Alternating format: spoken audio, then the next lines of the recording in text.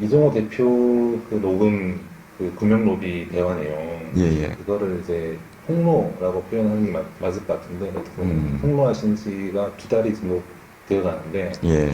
그 단톡방 멤버들 중에 그 네. 이후에 이제 별도로 연락을 취해오시거나 그런 거 없으신가요? 폭로 직후에는 이제 다들 한두 번 정도씩은 연락을 했습니다. 이종호 대표 빼고요. 아, 예. 예. 나머지 분들은 이제 굉장히 또 어떤 적개심을 보이는 분들도 있고, 뭐 어떻게 보면 도의적으로는 죄송하죠. 네. 그분들하고의 어떤 관계나 신이나 이런 걸 저버리는 거니까. 그래서 도의적으로는 좀 죄송하게 되었다. 이렇게 말씀을 드리고 사과드리기도 했고 한데,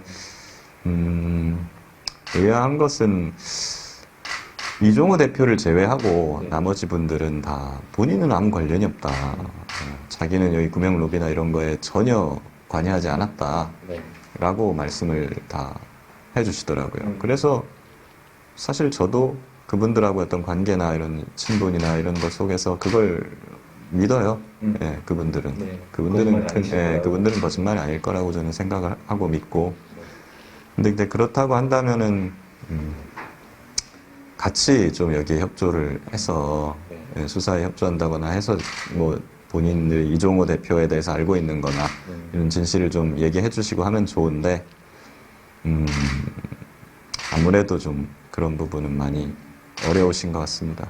그 작년 8월 말인가 그 이종호 대표랑 저녁 식사를 하시고 나서 그 이후에 통화하신 것 같아요. 근데 이제 뭐 이거 오늘 얘기는 좀 비밀로 해라 이런 취지로 얘기한 게 있잖아요. 예, 예. 글쎄요. 근데 그렇게까지 뭐 비밀로 할 만한 그런 게 아니라 그 뭐 임성근 사단장에 관한 것이죠. 뭐 결국에 내용은 비슷비슷했어요. 네.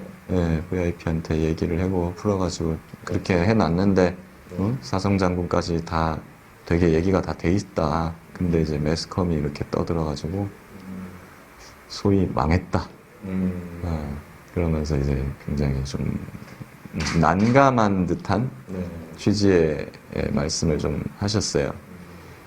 그리고 뭐 그 외에도 뭐 여러 가지 얘기를 했죠. 뭐 네 출마 한번 해봐라. 뭐 그런 것도 해서 뭐 그리고 저기 주가 조작을 할 때 그 뭐 CB나 BW를 이용해 가지고 뭐 이제 파킹하고 뭐 이런 것들이 있거든요.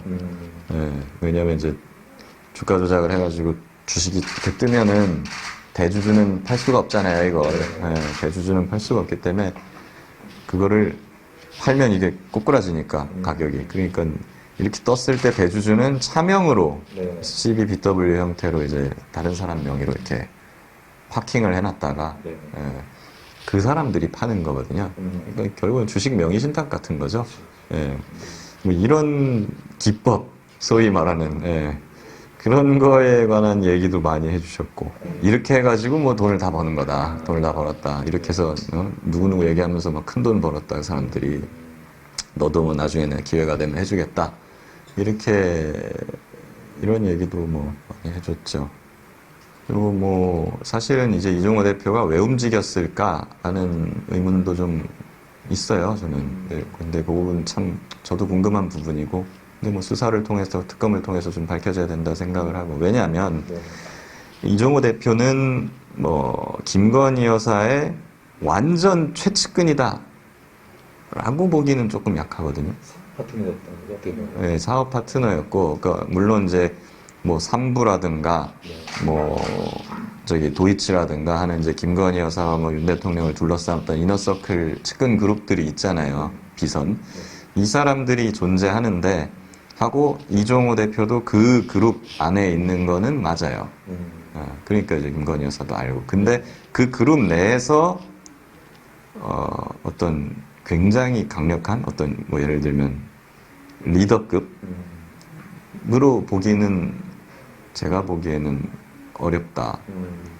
그거거든요. 예를 들면 이제 권오수라든가 뭐 삼부토건의 회장들이라든가 뭐 이런 사람들이 이제 더 훨씬 높은 급이니까 그래서 마치 이종호 대표라고 하더라도 그냥 뭐 아무런 뭐 대가도 뭣도 없이 그냥 즉흥적으로 뭐 김건희 여사한테 연락해가지고 뭐 임성근 빼주시오 이렇게 할 수 있는 정도는 아니라고 저는 봤거든요. 뭔가 명분이 있어야, 뭔가 이득이 있어야 그렇죠. 예, 이게 될 건데